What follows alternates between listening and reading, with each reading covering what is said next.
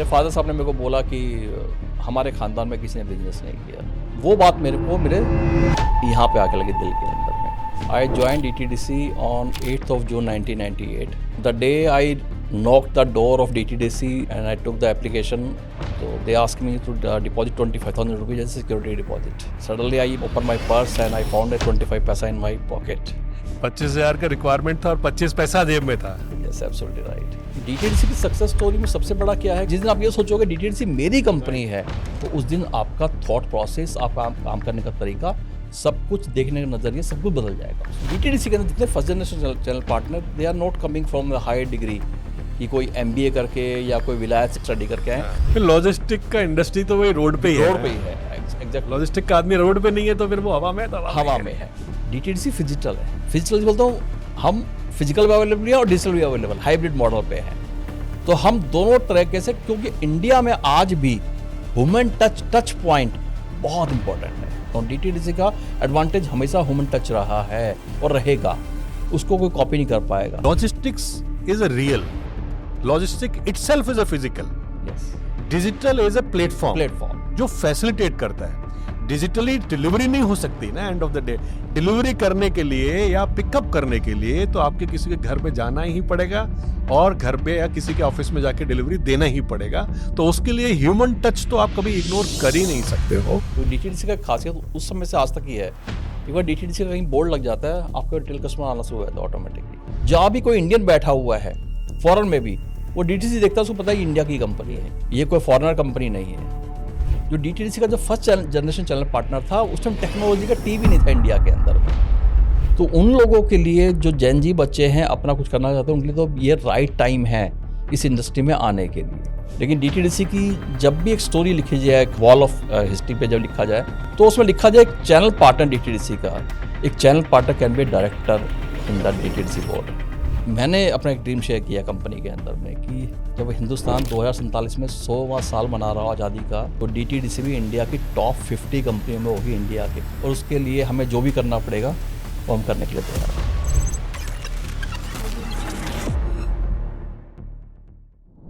Hello, नमस्कार दोस्तों। तो लॉजिस्टिक शक्ति के पॉडकास्ट सीरीज 2 में, जैसा हमारा आप लोग को वादा है कि इंडिया की प्रोमिनेंट पर्सनालिटीज़ को हम आपको इंट्रोड्यूस कराते हैं, और द ऑब्जेक्टिव इज़ कि आप उनके अपने पर्सनल एक्सपीरियंस से, प्रोफेशनल एक्सपीरियंस से, बिजनेस एक्सपीरियंस से क्या हम सीख सकते हैं और बैक टू बैक इंडस्ट्री को क्या वापस कर सकते हैं। तो लॉजिस्टिक शक्ति का जो एक विज़न है, कोलैबोरेशन, सेलिब्रेशन एंड ट्रांसफॉर्मेशन, तो उसी सीरीज़ में आज हम सेलिब्रेट करेंगे मिस्टर शिव शर्मा की सक्सेस स्टोरीज को, और कैसे वो ट्रांसफॉर्म करी उन्होंने अपनी life, and how he is contributing to transform others life.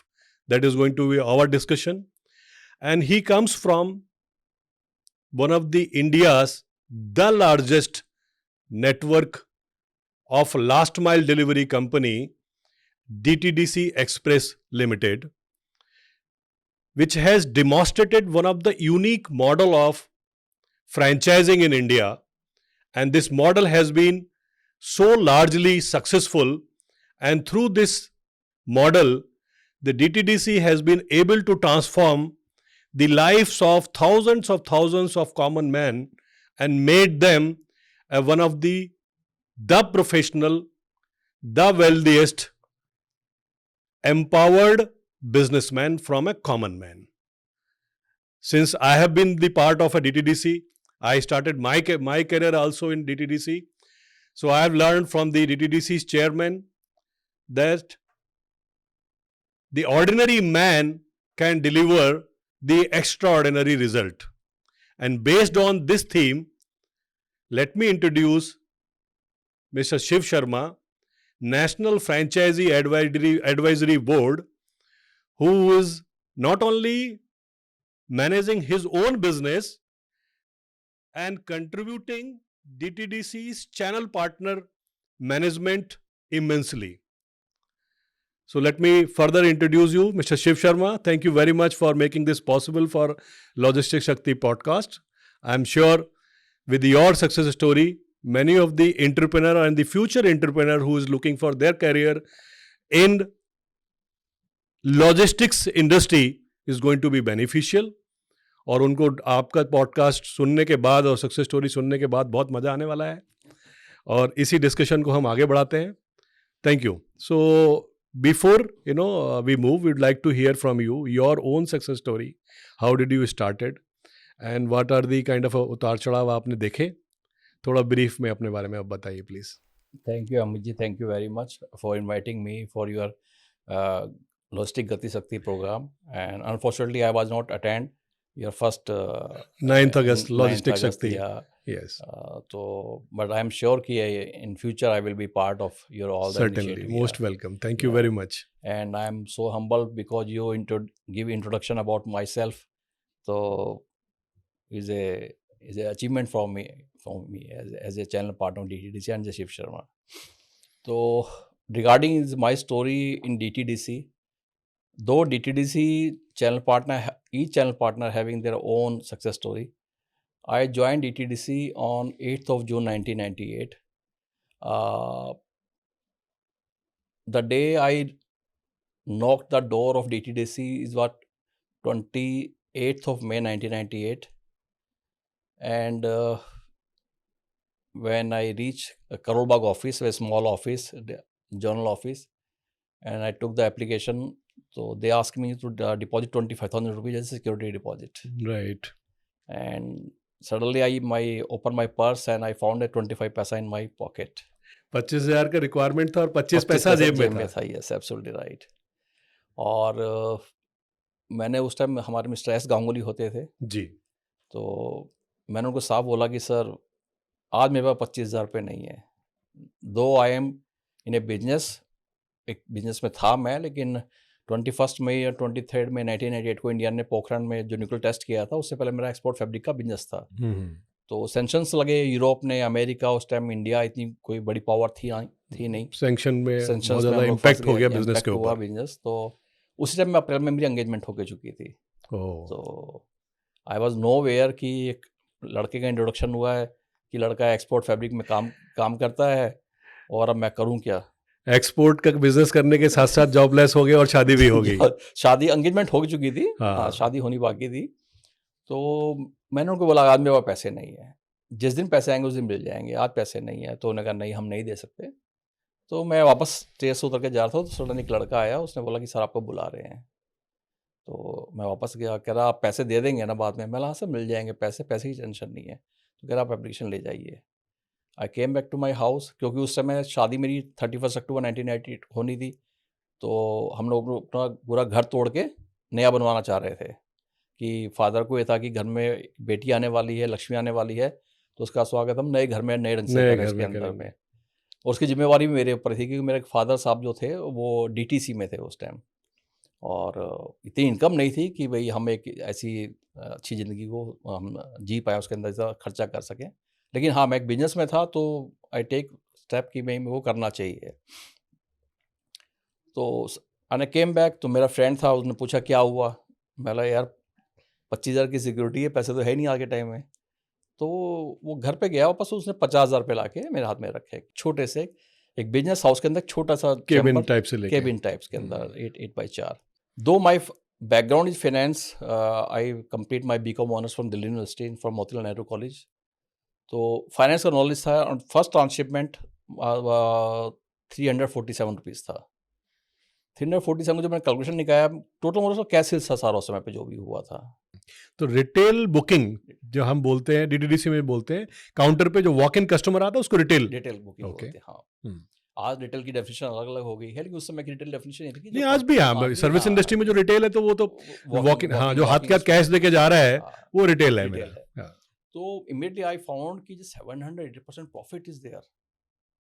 तो मैंने अपना फैब्रिक बिजनेस को चेक किया, तो आई मीन डबल डिजिट और यार 3 डिजिट, एंड 3 डिजिट भी जो 4 डिजिट कभी भी हो सकती थी.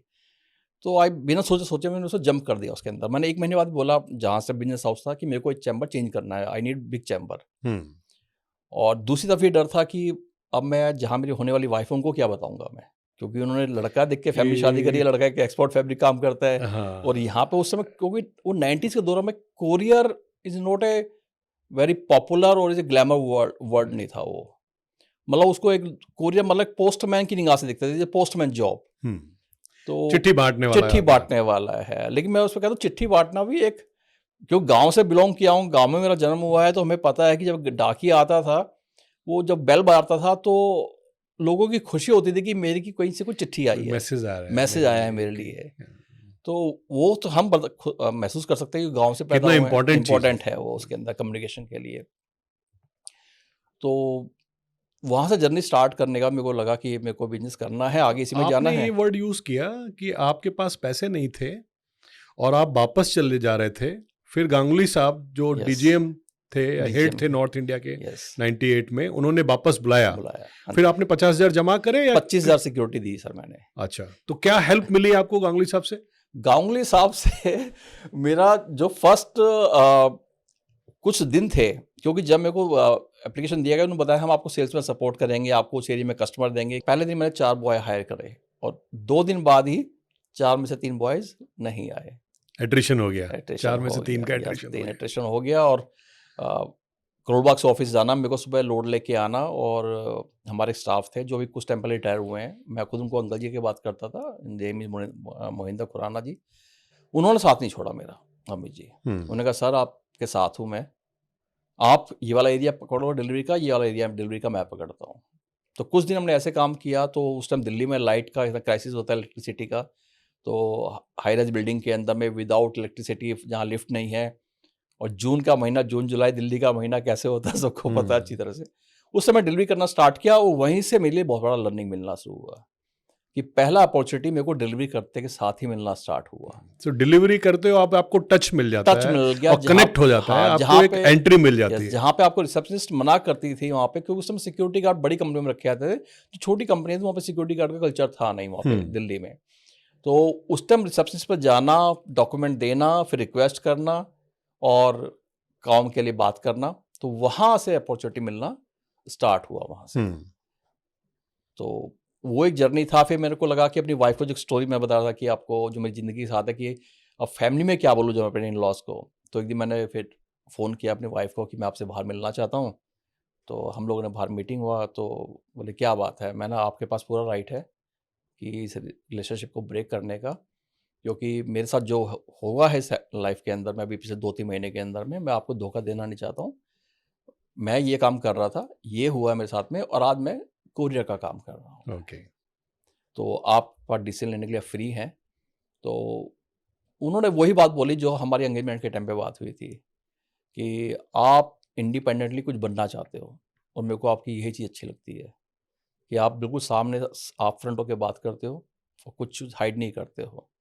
तो उन्होंने कहा कोई बात नहीं, कोरियर का बिजनेस है तो अपना बिजनेस ना, साथ में काम करेंगे। तो वो दिन का अमित जी और आज का दिन आपका सामने शिव शर्मा बैठे हुए। Very nice, very good. तो मैं जो बेसिकली आपके डिस्कशन से या मेरे प्रीवियस एक्सपीरियंस से ये निकल के आता है, डीटीडीसी बेसिकली एम्पावरमेंट कर रहा है या करते हैं। डीटीडीसी का जो कल्चर है वो not only empowerment of ordinary man from a franchisee, the empowerment of the management भी है। तो गांगुली साहब के पास भी वो फ्लेक्सिबिलिटी थी, वो एम्पावरमेंट था, वो बिजनेस एक्यूमेंट था, वो पहचानना कि ये बंदे पे ट्रस्ट करना कि इसके पास आज कैपिटल नहीं है लेकिन ये कर सकता है। बिल्कुल सही कहा अमित जी, क्योंकि जैसा मैंने 8 जून 1998 को ज्वाइन किया, 347 रुपीज़ का ट्रांसशिपमेंट था, और सन 2000 के अंदर ही मेरे को डीटीडीसी में चेयरमैन क्लब मेंबरशिप का ऑफर हुआ था कि एक फ्रेंचाइज जिसको आए हुए अभी 1.5 साल नहीं हुआ सिस्टम के अंदर में, he can be A chairman club member, जो उस समय एक बहुत बड़ी बात थी कि थाउजेंड्स ऑफ फ्रेंचाइज के अंदर में से लिमिटेड लोगों में चुनना उसके अंदर में।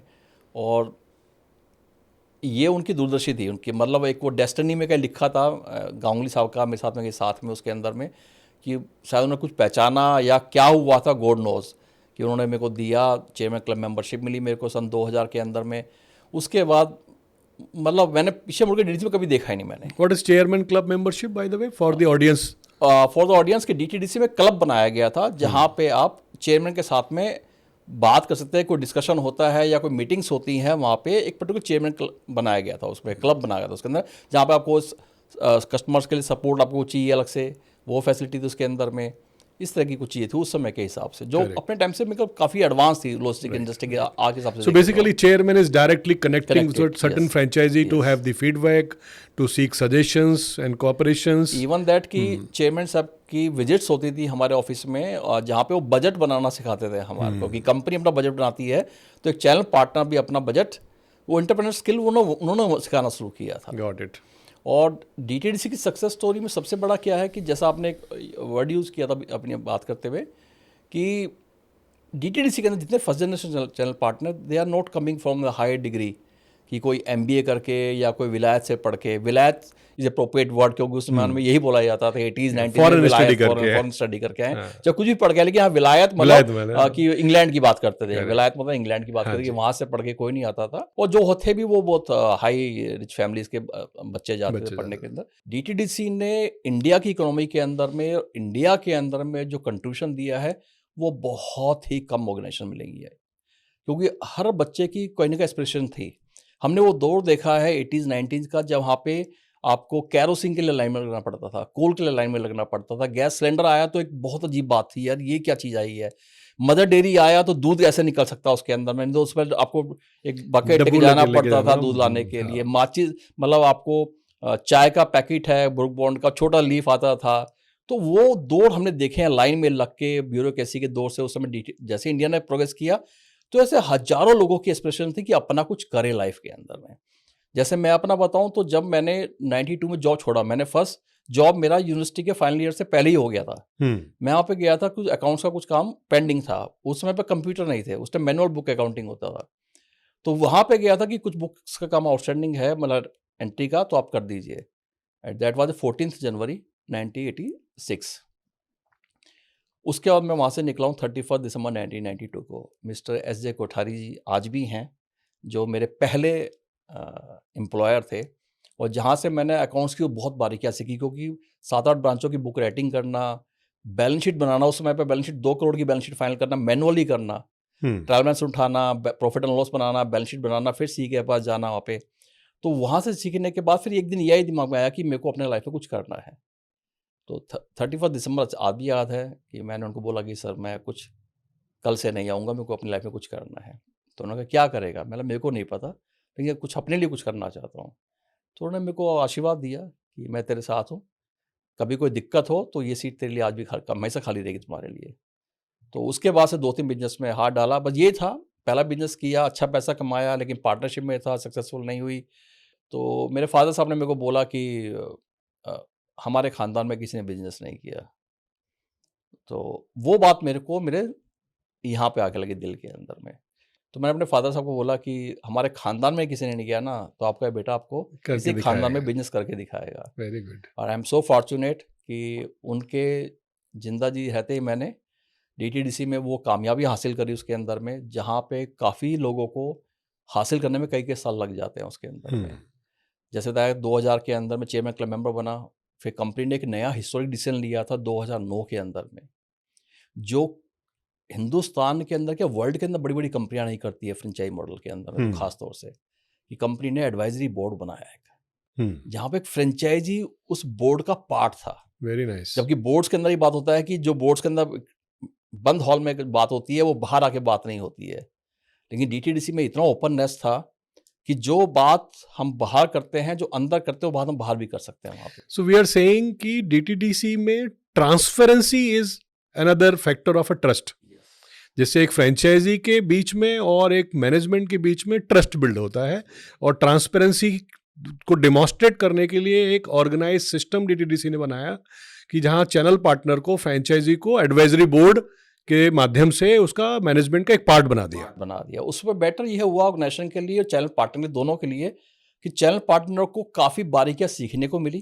थ्रू मैनेजमेंट, और मैनेजमेंट को ये फायदा हुआ डीटीडीसी के सिस्टम के अंदर में कि एक चैनल पार्टनर ही कंपनी की बात को समझ के अपनी ही लैंग्वेज के अंदर में एक group of franchise mass level के ऊपर में उसको जाके कम्युनिकेट करना, और जो फ्रेंचाइज की ग्राउंड की कंडीशंस, जो उनकी प्रॉब्लम्स है, उनको मैनेजमेंट के पास जाके उनका रेजोल्यूशन निकालने की कोशिश करना। तो वो एक ब्रिज का काम करा उस समय में 2009 के अंदर में। तो कितने भी लोग आई मीन कंपटीशन बड़ा हो, बट ये चीज कॉपी करना कंपटीटर्स को डीटीडीसी का एक बहुत चैलेंज है। चैलेंज मैं गारंटी बोलता हूँ अमित जी, कोई इस डीटीडी कोई कट पेस्ट तो कर सकता है। हाँ। काफी लोगों ने करा कट पेस्ट, हाँ। लेकिन ओरिजिनल रहता है। ओरिजिनल रहता है, plus you are evolving, continuously evolving, because you directly connected in organised manner. ऐसा एक संस्था जो एक प्रोसेस के थ्रू ग्राउंड रियलिटी के साथ कनेक्टेड है, राइट। आप कॉपी करोगे तो वो कनेक्शन नहीं भी स्टैब्लिश कर पाओगे। वही हुआ कि उसने 2009 में, ये दिन आज भी याद है, 18 अप्रैल 2009 का दिन था, बेंगलोर के अंदर हमारा एक मीटिंग था, जहाँ पे हमारे अब जो सीईओ साहब है, अभिषेक साहब चक्रवर्ती साहब, उनका भी कंपनी में उसी टाइम में उनका आना हुआ। नेक्स्ट जनरेशन लॉन्च हुआ, नेक्स्ट जनरेशन लॉन्च हुआ ज्वाइनिंग के अंदर, बेंगलोर के अंदर में। आज भी याद है, और that was oldie gold resort. Hmm. तो वहाँ से एक, मैं कह सकता हूँ कि एक चैनल पार्टनर्स की, डीटीसी के चैनल पार्टनर की एक नई जर्नी स्टार्ट बनी वहां से। कंपनी में नई जनरेशन आई एक, और चैनल पार्टनर के अंदर एक फैब एडवाइजरी बोर्ड बना उसके अंदर में, जो सीएमडी सर तो दूरदर्शी है हमारे इस मामले में, कोई नहीं, वक्त से पहले चीजों को स्मेल कर लेते हैं। तो उन्होंने कुछ सोच के करा, और उसने डीटीडीसी के अंदर पिछले 10 साल के अंदर इतना बड़ा ट्रांसफॉर्मेशन लेके आया उसके अंदर में, क्या फैब कम्युनिटी जो है वो डीटीडीसी का लोग फर्क नहीं कर पाते हैं जब मीटिंग में जाते हैं कि ये आदमी जो बैठ के बात कर रहा है ग्रुप ऑफ फ्रेंचाइज एक ब्रांच के अंदर में या रीजनल लेवल के अंदर या बड़ी मीटिंग में जहाँ पे 500 चैनल पार्टनर होता है, उनको आइडेंटिफाई करना मुश्किल होता है कि जो आदमी बात करने वाला है वो एक फ्रेंचाइजीज है या कंपनी के अंदर में कोई चैनल का एक मैनेजमेंट का एम्प्लॉय है या एक बाहर से आया हुआ कोई स्पीकर है उसके अंदर में। और समटाइम्स तो ये होता है कि लोग बोलते हैं कि आप डायरेक्टर हो शायद कंपनी के अंदर, जब हम पूछते हैं कि मैं एडवाइजरी बोर्ड मेंबर है, हाँ, तो बोलता है कंपनी में डायरेक्टर है, रिफ्लेक्शन हुआ। हाँ, और मैं जैसे डायरेक्टर बड़ा आया तो एक मेरा बहुत बड़ा ड्रीम है उसके अंदर में कि डीटीडीसी की हिस्ट्री लिखी जाती है, बाबा जैसे बहुत सारी स्टोरी आती रहती हैं, लेकिन डीटीडीसी की जब भी एक स्टोरी लिखी जाए, एक हॉल ऑफ फेम, मतलब एक वॉल ऑफ हिस्ट्री पे जब लिखा जाए, तो उसमें लिखा जाए एक चैनल पार्टनर डीटीडीसी का, चाहे फर्स्ट जनरेशन का हो चाहे सेकंड जनरेशन से कहीं से भी आया हो, एक channel partner can be director in the DTDC board. वो एक मेरा बहुत बड़ा ड्रीम है इसके अंदर, और मैं भी उसमें अपने आप को एक कंटेंडर मांगता हूँ। मैं ओपन बोलता हूँ, और मैं हमेशा बोलता हूँ is my company. Amit ji, मैं हमेशा से यही बोलता हूँ, डीटीडीसी को आप सोचो कि मैं चैनल पार्टनर है, channel partner driven based company है, तो आपका सोचने का नजरिया बदल जाएगा। लेकिन जिस दिन आप ये सोचोगे डीटीडीसी मेरी कंपनी है, तो उस दिन आपका थॉट प्रोसेस, आपका काम करने का तरीका, सब कुछ देखने का नजरिया, सब कुछ बदल जाएगा। So this culture itself differentiate DTDC with in the logistics industry with the rest of the companies और द कंपटीटर्स। तो एक बात और बताओ शर्मा जी, आप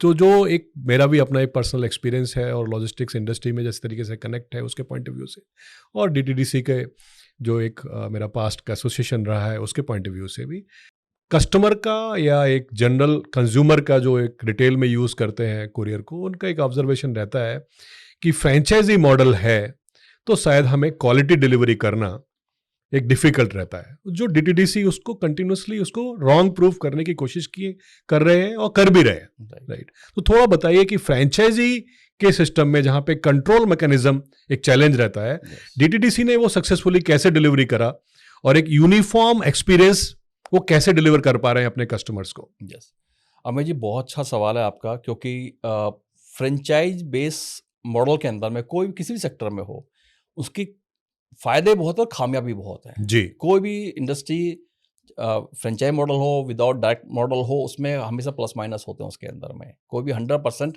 कोई भी नहीं, 100% खाली पेपर पे होता है, या आकर के जो बच्चे 100% लेके आते हैं उनके लिए 100% है, हमारे टाइम के लिए 100% नहीं था। क्योंकि मैं अपनी बात करूँ तो I got 44% marks in 10th, और जहाँ पे स्कूल में मेरी 7th पोजीशन थी। आजकल के बच्चों को आप 93 आने के बाद उनको लगता है कि नहीं, आई फेल्ड ऑलमोस्ट। पेरेंट्स की एक्सपेक्टेशन उस टाइम में थी कि 60% भी लेके आ गए, फर्स्ट डिवीजन पास हो गया, 75 आ गए तो डिस्टिंक्शन, तो पढ़ाकू बच्चा है। Very nice. तो ये हर चीज के फायदे नुकसान है हर चीज के। डीटीडीसी में खासियत क्या रहा कि एक, हाँ, ये बात बिल्कुल सही है कि लोग क्वालिटी के अंदर में आके, जब फ्रेंचाइज मॉडल है तो क्वालिटी में कंप्रोमाइज हो जाता है उसके अंदर में, क्योंकि आपका सोचने का नजरिया, एक मैनेजमेंट का सोचने का नजरिया और एक इंडिविजुअल का सोचने का तरीके में, क्योंकि जो चैनल पार्टनर है वो भी अपने आप में एक एंटरप्रेन्योर है। अब उसका लेवल किस लेवल पे है, उसका थॉट प्रोसेस किस लेवल पे है, उसकी एडेप्टिविटी कितनी है कि वो चीजों की अच्छे से समझ रहा है उसके अंदर में, उसका इंफ्रास्ट्रक्चर किस लेवल के ऊपर में है, उसकी वैसे कंप्रोमाइज होते हैं। लेकिन हाँ, डीटीडीसी ने उसको टैकल बहुत अच्छे ढंग से किया, टाइम टू टाइम। चाहे उसके अंदर में हमने वुमेन टच करके किया हो, हम कंडक्टिंग ब्रांच मीटिंग्स, या डिजिटल आने के बाद में एप्लीकेशन के थ्रू उनको बताना, समझाना, बुकिंग कैसे करना है, डिलीवरी कैसे करना है, उसके अंदर में टाइम टू टाइम कंपनी ने उसके ऊपर में इनोवेशंस करते रहे, एक्सपेरिमेंट करते रहे। 10 एक्सपेरिमेंट किए, 10 में से 7 पास हुए, 3 फेल हुए, फेलियर से सीखा, 7 जो पास हुए उसमें और कैसे बेटर कर सकते हैं। कंटिन्यू कंपनी ने उसके अंदर में क्या है, सबसे बड़ा खासियत तो चेयरमैन साहब खुद ग्राउंड पे रहते हैं हमेशा। सबसे बड़ा खासियत है कि वो हमेशा कोई एयर ट्रैवल करने की कोशिश कम करते हो, कहते हैं वो ग्राउंड पे रहना ज्यादा अच्छा लगता है। ग्राउंड से यू कैन स्मेल लॉजिस्टिक का इंडस्ट्री तो वही रोड पे ही है। एग्जैक्टली, लॉजिस्टिक का आदमी रोड पे नहीं है तो फिर वो हवा में हवा में है। तो ये चैलेंज रहा, लेकिन चैलेंज को कंपनी ने through human touch, through technology, face by face उसको टैकल करते गए। हाँ, आज भी कंपनी में है चैलेंज, मैं ऐसा नहीं कहता हूँ कि चैलेंज नहीं है, चैलेंज है, लेकिन उसको हम टेक्नोलॉजी के थ्रू उसको धीरे धीरे, और अब आजकल जो स्पीड है वो फोर्थ फास्टर है। डीटीडीसी आगे टाइम में तक 6 lakh shipment per day book कर रहा है, और उसमें से स्टेक जो है 70 चैनल पार्टनर का 70 to 75% स्टेक है उसके अंदर। So out of 6 lakhs per day delivery और बुकिंग, जो बुक करते हैं वो डिलीवरी भी करते हैं, तो 75% come from the channel partners, ordinary channel partners जो बुक कर रहे हैं अक्रॉस द कंट्री। कितने नंबर ऑफ चैनल पार्टनर्स हैं आज के टाइम में? तकरीबन 16,500 प्लस चैनल पार्टनर इस कंपनी के अंदर में। The most dense network in the country. Even that we can say we are covering 96% population of India. Beautiful. And by हम लोग ओरिजिनल जो बोलते हैं 14,200 plus, we have the actual serviceable pin code. 14,200 serviceable pin code. Yes. We are delivering and across the country. That, last year we handled 170 million parcels. Last financial years. Beautiful.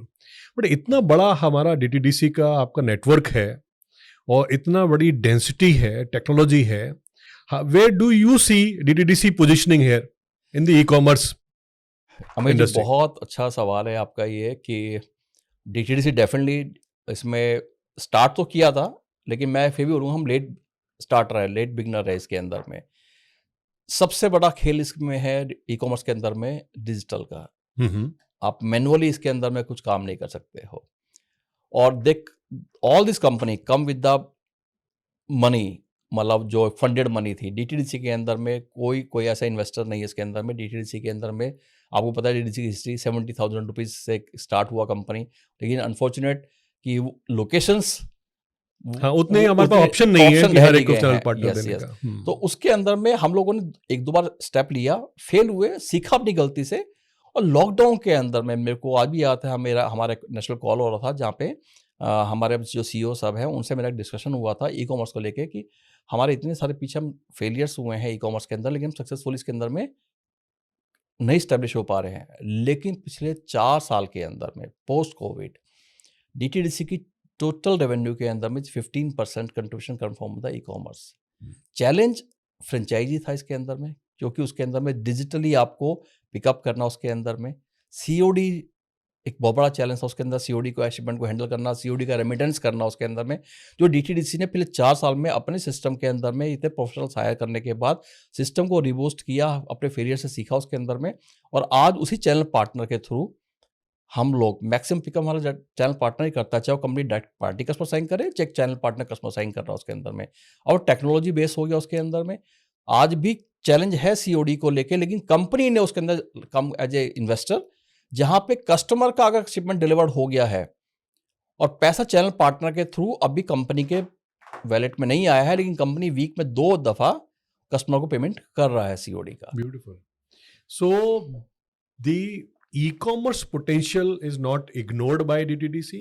DTDC has got ready and transformed the digitally and technology and to cater the e-commerce business. Absolutely. And of course, DTDC के franchisee के लिए बहुत बड़ी opportunity है to address this small time e-commerce players, e-commerce potential of this C2C and B2C. C2C and B2C. मैं आपको बताऊँ अमित जी, मैं जैसे इतना नॉर्थ में या आजकल मैं अब दूसरे जो मैं ट्रैवल करने लगा हूँ, जितनी सक्सेस स्टोरी जो आ रही है आगे टाइम में, जो नई जनरेशन चैनल पार्टनर्स कंपनी में आए हैं, पर्टिकुलर पोस्ट कोविड जो मैंने देखा है, कोविड के अंदर में many peoples lakhs of people lose their jobs, even that जो बच्चे उस टाइम ग्रेजुएट हुए तो उन्होंने स्टडी किया, जब हमको मिलते हैं मीटिंग में बोलता है कि आज चैनल पार्टनर 5 लाख का ट्रांसमिट कर रहा है, 10 लाख का ट्रांसमिट कर रहा है, हम उनके जब उनके काम को चेक करते हैं तो पता चलता है कि उसका 90% बिजनेस तो ई कॉमर्स से ई-कॉमर्स से उसको बहुत बड़ा फ्लिप मिल रहा है, ग्रोथ मिल रहा है, क्योंकि ये बच्चे टेक्नोलॉजी के साथ बड़े हुए हैं। राइट। जो डीटीडीसी का जो फर्स्ट जनरेशन चैनल पार्टनर था, उस टाइम टेक्नोलॉजी का टीवी नहीं था इंडिया के अंदर में। जो टाइम के साथ इवॉल्व हुआ, डीटीडीसी ने कैप्चर किया, लेकिन चैनल पार्टनर की स्पीड थोड़ा कम थी।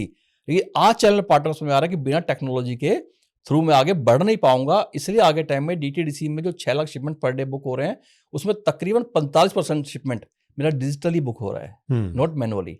हम लोग मैनुअल शिपर नहीं काट रहे वहां पे। तो फर्स्ट माइल से 45% हम लोग डिजिटली पहुंच चुके हैं उसके अंदर। जो कंपनी का है कि इस साल हमारे इस फाइनेंशियल के अंदर 50% पहुंचने का टारगेट है, और अगले 2 साल के अंदर 100%, मतलब there is no hard shipper आपको नहीं मिलेगा। आपको जो बुकिंग है वो भी आपके ऑनलाइन है। इवन दैट जो डीटीसी का अपना डीटीसी माई ऐप है, वो तकरीबन 6 मिलियन लोगों ने उसको डाउनलोड कर रखा है टाइम के अंदर में। तो शर्मा जी आप ये बताओ, ई कॉमर्स के जो पोटेंशियल है वो ऑफ कोर्स नेक्स्ट जनरेशन ज़्यादा बेटर तरीके से समझता है, और जो टेक्नोलॉजी की जो डिलीवरेंस है या टेक्नोलॉजी की अंडरस्टैंडिंग है नेक्स्ट जनरेशन की बेहतर है, तो वो क्या अपॉर्चुनिटी डीटीडीसी ने क्रिएट किया है नेक्स्ट जनरेशन चैनल पार्टनर्स के लिए, या यंग जनरेशन जेन जी जिसको बोल सकते हो, कि उनको किस तरीके से के लिए डीटीडीसी में अपॉर्चुनिटीज हैं कि वो अपना बिजनेस बिल्ड कर सकते हैं, एंटरप्रेन्योरशिप ड्रीम अचीव कर सकते हैं। मैं अमित जी हमेशा मेरा ये मानना रहा है, क्योंकि जैसे मैं अपने खानदान में पहला बिजनेस करने वाला हूँ, अभी अनफॉर्चुनेटली अभी मैं अकेला ही हूँ अपने खानदान में। मेरे कजन्स वगैरह है अब्रॉड रहते हैं, मेरे ब्रदर अब्रॉड रहते हैं, बच्चे बाहर रहते हैं, लेकिन they all are in job. तो आप किसी के लिए नौकरी करो, इससे बढ़िया आप अपने लिए काम करो उसके अंदर में। और वहां पे डीटीडीसी एक इतना बड़ा प्लेटफॉर्म है। डीटीडीसी के अंदर में अगर 16,000 प्लस चैनल पार्टनर है, 16,500 प्लस चैनल पार्टनर हैं, तो सबकी स्टोरी कहीं ना कहीं से इसे स्टार्ट हुआ था। जेन जी को यह फायदा है कि उनको ऑलरेडी बनाया प्लेटफॉर्म मिल रहा है उसके अंदर में विद टेक्नोलॉजी। राइट। सबसे बड़ा एडवांटेज ये है, जहां पे एक्सपीरियंस जो 16,500 चैनल पार्टनर के पास में है, प्लस नई जनरेशन जिनके अंदर जोश है कुछ करने का है, वो जो कॉम्बो बनता है ना, वो बड़ा डेडली कॉम्बो बनता है। और वहां पे हम जैसे चैनल पार्टनर की यही सबसे बड़ी रिक्वायरमेंट रहती है कि हम जो जेन जी बच्चे आ रहे हैं ऑर्गेनाइजेशन के अंदर, उनको कैसे हैंड होल्ड करें उसके अंदर में, क्योंकि कोई भी बिजनेस स्टार्ट के अंदर में इतना आसान होता नहीं है। लेकिन ये बच्चे टेक्नोलॉजी के साथ में आ रहे हैं, इनके लिए पूरा वर्ल्ड खुला हुआ है, इनके लिए कोई बाउंड्री नहीं है। हमारे टाइम में बाउंड्रीज होती थी, आप पूरे वर्ल्ड में कहीं से बैठ के टाइम में बिजनेस कर सकते हो इसके अंदर में। तो उनके लिए तो बहुत बड़ा एडवांटेज उसके अंदर में। उस टाइम पैसा लेना, सिक्योरिटी देना बहुत बड़ा चैलेंज था। आजकल के बच्चों के लिए 5 लाख 10 लाख कोई बड़ी रकम नहीं है उनके लिए बिजनेस स्टार्ट करने के लिए। और ई कॉमर्स उसमें आइसिंग ऑन द केक है आज के टाइम में, क्योंकि डीटीडीसी का एक ऐसा ब्रांड इंडिया में बन चुका है। इंडिया के अलावा जहां हमारे कंपनी के 7 से 10 कंट्री में अपने खुद के ओन ऑफिस है, वहां पे डीटीडीसी एक नाम बन चुका है उसके अंदर जी। जहां भी कोई इंडियन बैठा हुआ है फॉरेन में भी, वो डीटीसी देखता है, उसको पता है इंडिया की कंपनी है, ये कोई फॉरेनर कंपनी नहीं है। तो उन लोगों के लिए जो जेन जी बच्चे हैं, अपना कुछ करना चाहते हैं, उनके लिए तो ये राइट टाइम है इस इंडस्ट्री में आने के लिए। और जहाँ पे ई कॉमर्स इंटरनेशनल पर्टिकुलर, जहाँ पे अब बाउंड्रीज खुलती जा रही है, इंपोर्ट एक्सपोर्ट्स इतना बढ़ रहा है कि जैसे हम बोलते हैं बॉर्डर्स सब रहे नहीं कहीं पे भी। अगर हम पूरे वर्ल्ड को देखें तो अपने आप एक छोटी दुनिया लगती है। One global village, yes absolutely right. So हमारे में ऑडियंस को मैं एड्रेस करना चाहता हूँ इस पॉइंट पे कि DTDC is created a large take platform. DTDC, there has never been a problem of a capital. It is always start from a very minuscule amount of money. Technology is there and the e-commerce potential is there. So they want to address the Gen Z channel partners, come forward and achieve their entrepreneurship dream. Absolutely. Even at the international business, imports, exports, equality e-commerce के बराबर है। हम उसको मानते कम है in terms of shipments के मुकाबले में, लेकिन उसका आरपी के आप निकालोगे या उसका वैल्यू निकालोगे तो हाँ ऑफ कोर्स जनरल लॉजिस्टिक्स और जो आपका जो ट्रेड है वो पूरा लॉजिस्टिक्स के ऊपर डिपेंड है, तो उसके पोटेंशियल की कोई कमी नहीं है। बट यहाँ ई कॉमर्स अपने आप में एक बड़ा है और एक डीटीडीसी जैसी यूनिक ऑर्गेनाइजेशन ने इसको कैटर करने के लिए अपने आप को ट्रांसफॉर्म किया है। ये एक इंपॉर्टेंट पॉइंट। सबसे बड़ा फायदा क्या है ना जी, जो आजकल की जो कंपनियां हैं ना, जिनका आपने नाम लिया कंपटीशन का, इनका मास के अंदर में कोई टच पॉइंट नहीं है इनका। डीटीडीसी फिजिकल है, एब्सोल्युटली फिजिकल बोलता हूँ, हम फिजिकल भी अवेलेबल है और डिजिटल भी अवेलेबल है, हाइब्रिड है, हाइब्रिड मॉडल पे है। तो हम दोनों तरीके से, क्योंकि इंडिया में आज भी ह्यूमन टच पॉइंट बहुत इंपॉर्टेंट है। जो आपने बोला, राइटली बोला, मैं उसमें फर्दर ऐड करना चाहता हूं, logistics is a real, logistic itself is a physical, yes, digital is a platform जो फैसिलिटेट करता है। बस डिजिटली डिलीवरी नहीं हो सकती ना end of the First day. mile delivery करने के लिए या पिकअप करने के लिए तो आपके किसी के घर में जाना ही पड़ेगा और घर में या किसी के ऑफिस में जाके डिलीवरी देना ही पड़ेगा। तो उसके लिए ह्यूमन टच तो आप कभी इग्नोर कर ही नहीं सकते हो। टेक्नोलॉजी आएगा, टेक्नोलॉजी के मे बी रोबोट्स आए, लास्ट माइल की डिलीवरी में कोई ड्रोन्स आए, वो आएंगे, लेकिन वो इतना बड़ा मास को और कॉम्प्लेक्स कंट्री है करते हैं। और हर नूक एंड कॉर्नर को आपको स्टडी करना, एड्रेस करना है। तो वो फिजिकल, और जो आपने क्या वर्ड यूज किया, physical, very nice, physical and digital का कंबाइन आपने, physical, very nice, okay, good. तो हम एक और स्टेप आगे बढ़ाते हैं। एक चैलेंज मैं आपके सामने और थ्रो करता हूं, आपका क्या सोल्यूशन डीटीडीसी ने उसमें ऑफर करा है, बताइए। कि चैनल पार्टनर को एक, चूंकि वो एक ऑर्डिनरी बैकग्राउंड से आते हैं, उनका उतना ट्रेनिंग नहीं होता है, तो लार्ज इंटरप्राइज हैं, बड़ी ब्रांड्स हैं, बड़ी कंपनीज हैं, उनके सप्लाई चेन हेड के पास जाना, मिलना, उनको कंपनी का प्रेजेंटेशन देना, तो एक अच्छा इफिशिएंट सेल्समैन होना बहुत इंपॉर्टेंट है B2B सेल्स क्रैक करने के लिए। तो वहां पे क्या इनिशिएटिव डीटीडीसी ले रहा है? डीटीडीसी ने अपना स्मार्ट डेक बना रखा है, जिसके अंदर कंपनी प्रेजेंटेशन रहती है इसके अंदर में।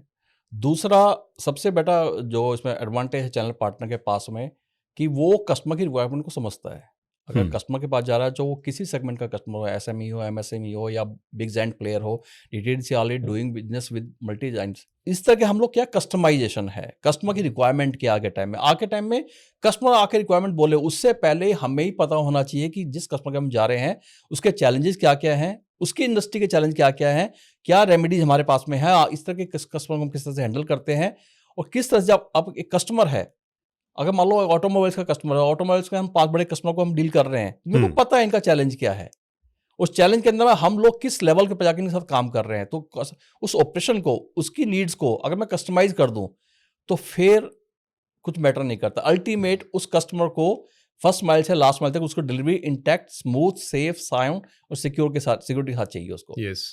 हाँ, पैसा मैटर करता है इसके अंदर में, और इंडिया का सबसे बड़ा एक पेन पॉइंट लॉजिस्टिक सेक्टर में यही है, सबसे बड़ा पैसा, इन द सेंस कि मतलब कॉस्ट, इकोनॉमिकल रेट चाहिए, उनको इकोनॉमिकल ऑफर चाहिए, प्रपोजल चाहिए, कमर्शियल चाहिए। अनफॉर्चुनेटली हमारा जो टोटल जो लॉजिस्टिक स्पेंड है वो अराउंड 12 to 14% है of the GDP, where across the world is maybe 7 to 8%।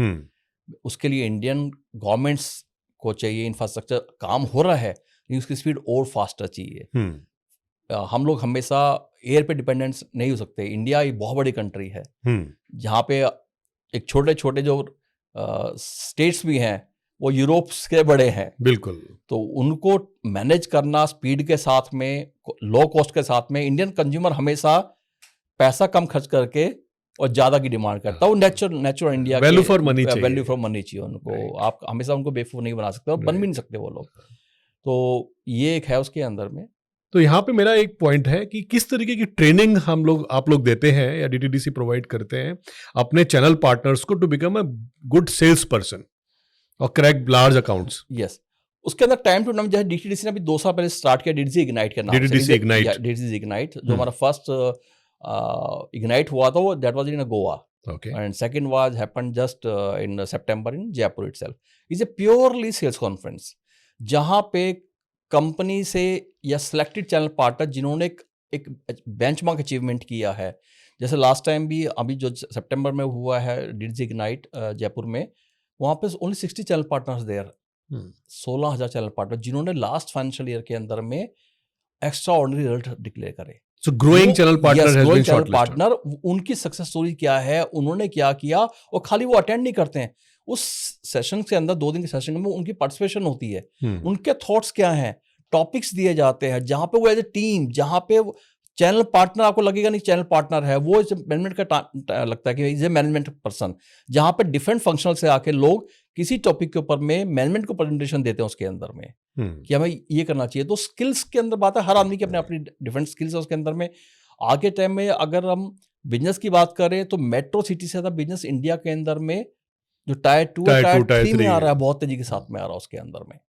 वहां पे हमारे डेफिनेटली जरूरत है टेक्नोलॉजी और ह्यूमन टच। बार बार मैं ह्यूमन टच की बात करता हूँ। डीटीडीसी का एडवांटेज हमेशा ह्यूमन टच रहा है और रहेगा, उसको कोई कॉपी नहीं कर पाएगा। सबसे बड़ा live example Covid era. Covid के अंदर में क्या हुआ, अगर डीटीडीसी का चैनल पार्टनर, डीटीडीसी की मैनेजमेंट, फैब अगर फ्रेंचाइज से कनेक्ट नहीं होता, राइट, तो शायद हम उस लॉकडाउन के अंदर में बहुत सारी कंपनियां बंद हुई हैं। लेकिन डीटीडीसी के अक्सर सक्सेस स्टोरी समय के ऊपर में कंपनी ने किसी स्टाफ को निकाला नहीं, ना चैनल पार्टनर ने निकाला, ना कंपनी ने निकाला कि हम किसी को निकालेंगे नहीं, कम सैलरी पे काम कर लेंगे, कोई दिक्कत नहीं है, सैलरी को 3 हिस्सों में ले लेंगे, कोई दिक्कत नहीं, हम किसी को निकालेंगे नहीं। फ्रेंचाइजियों ने अपना outstanding with in 10 days clear किया। सीएमडी सर का एक कॉल हुआ था, उस कॉल में सर ने बोला कंपनी को जिंदा रखना है तो पैसे चाहिए, मैं किसी से एडवांस नहीं मांग रहा हूँ, लेकिन जो आपका बिल का जो आउटस्टैंडिंग हुआ वो दे दीजिए।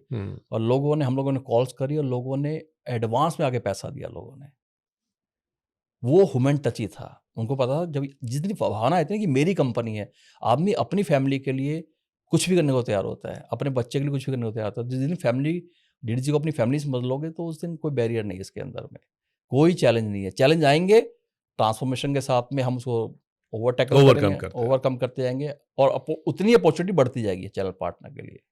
Very nice. तो एक लास्ट हम लोग लीग पे पहुंचते हैं डिस्कशन का।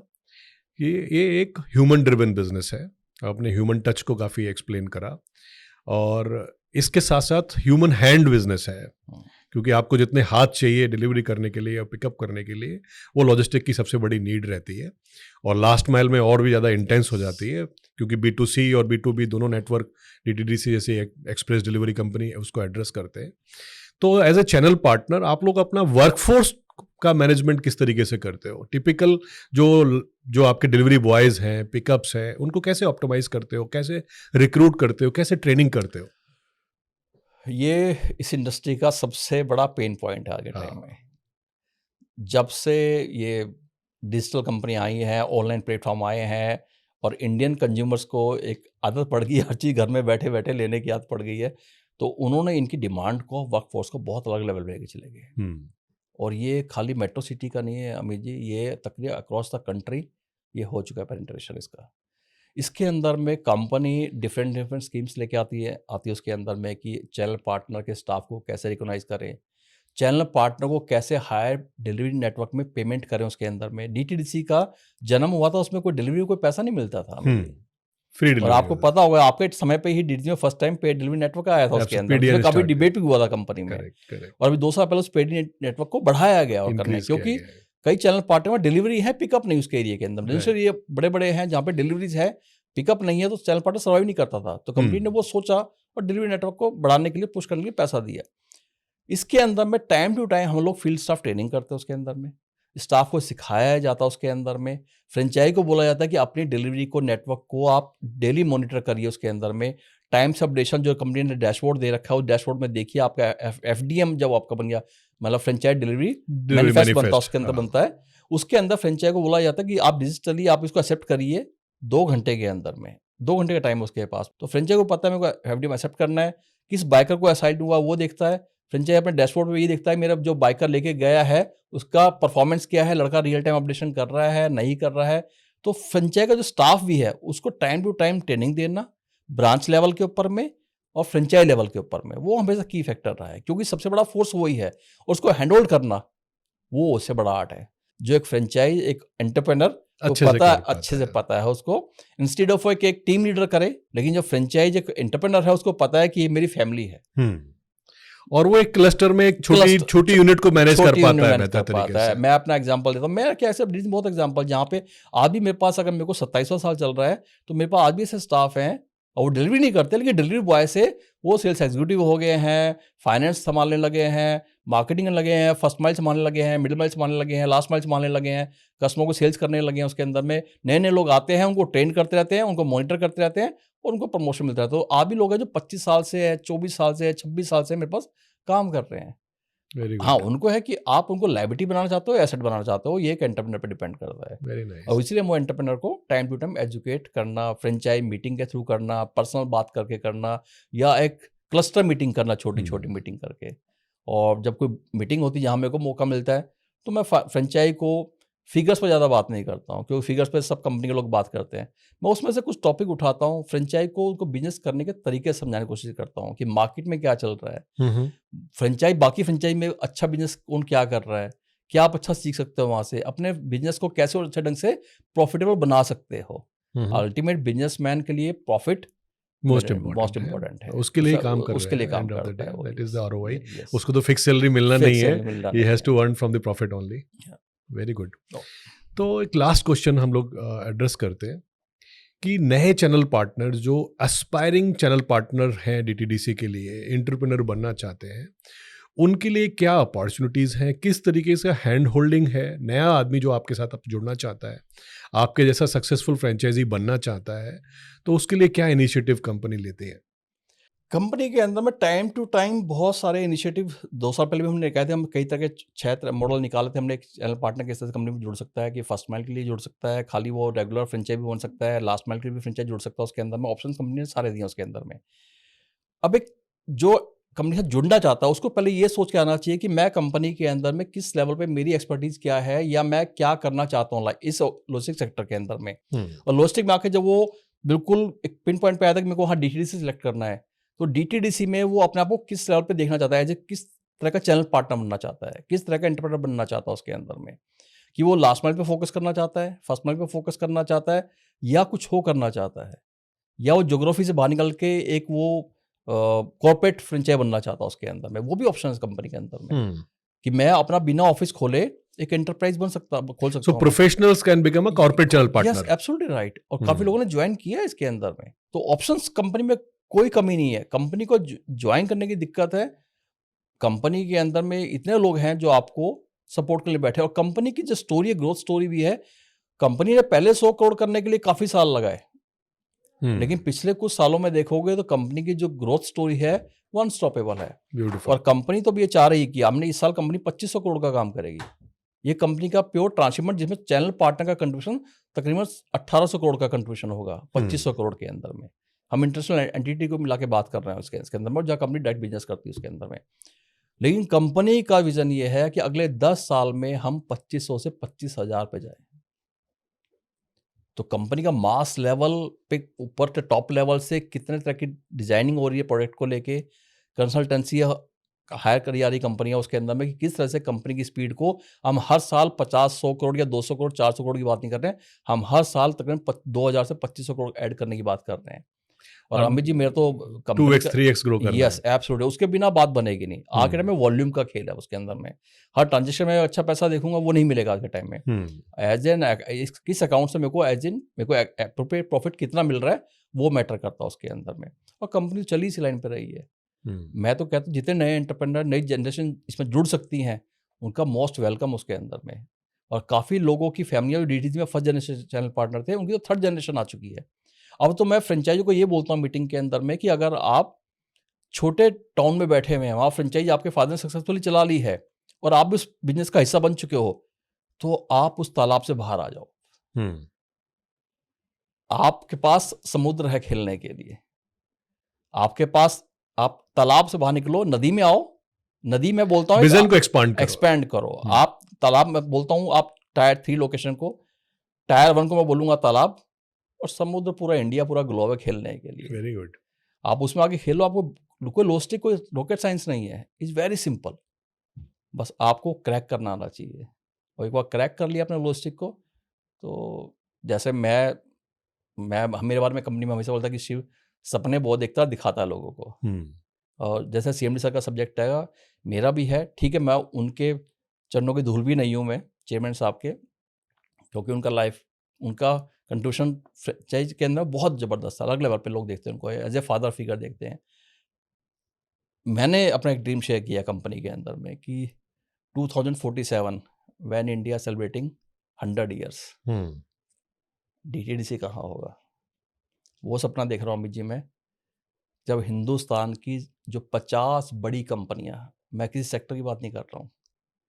जब हिंदुस्तान 2047 में 100वां साल मना रहा हो, आज़ादी का उत्सव मना रहा होगा, तो डीटीडीसी भी इंडिया की टॉप 50 कंपनियों में होगी, इंडिया के अंदर उस ब्यूटीफुल लेवल पे विजन, देखता हूँ मैं ब्यूटीफुल। कंपनी को। और उसके लिए हमें जो भी करना पड़ेगा वो हम करने के लिए तैयार हैं। चलो, तो हम यहाँ पे अपना डिस्कशन को थोड़ा क्लोज करते हैं। आपने जो विजन दिया डीटीडीसी के लिए, we wish you all good luck कि आज़ादी के जब 100 साल कंप्लीट हो, डीटीडीसी उसमें 50 इंडिया की लार्ज ऑर्गेनाइजेशंस में Yes. उनकी काउंटिंग हो। तो we wish you all good luck. Thank you. हाँ, मैं आपको इनविटेशन एक्सटेंड करना चाहता हूँ। लॉजिस्टिक शक्ति का SCM ग्लोबल कॉन्क्लेव हम लोग कर रहे हैं in the month of April 2025, जहाँ पे हम आपको इनवाइट कर रहे हैं। Thank you very much. और ये लॉजिस्टिक शक्ति का ग्लोबल एडिशन लॉन्च हो रहा है और डेट हमने फिक्स कर दिया है। और आपके अपने कस्टमर्स जो सप्लाई चेन के लार्ज लीडर्स हैं, आप उनको वो इनविटेशन एक्सटेंड कर सकते हो, जहाँ पे हम लॉजिस्टिक्स, इंडिया का जो लॉजिस्टिक्स है, इंडिया के अपने बहुत सारे प्राइड हैं, हम लॉजिस्टिक्स इंडस्ट्री को एक इंडिया का प्राइड बना के पूरे ग्लोबल लैंडस्केप पे प्रेजेंट करना चाहते हैं। ये एक मिशन है लॉजिस्टिक शक्ति ऑर्गेनाइजेशन का। So thank you very much for joining us. आपकी ये सक्सेस स्टोरी से डेफिनेटली हमारे बहुत सारे ऑडियंसेस को और बहुत सारे लिसनर्स को सीखने को, समझने को मिलेगा। और ऐसी ही हम बहुत सारी सक्सेस स्टोरी आपके बीच में लाते रहेंगे। Thank you for watching.